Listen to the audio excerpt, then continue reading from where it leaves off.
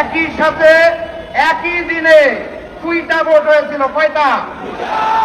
একটা সংসদ গঠনের জন্য, আরেকটা সংস্কার পরিষদ গঠনের জন্য।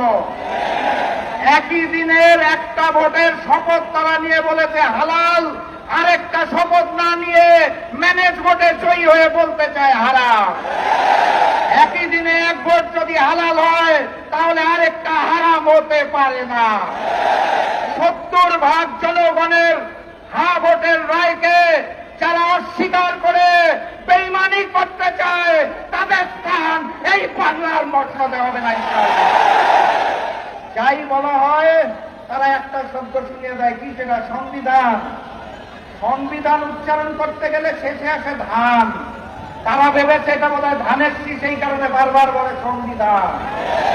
এটা ওই যে নির্বাচনের আগে নিকৃষ্ট স্লোগান দিত, কি জানি, লাগারে লাগা ধান লাগা, ওই ধান নয়।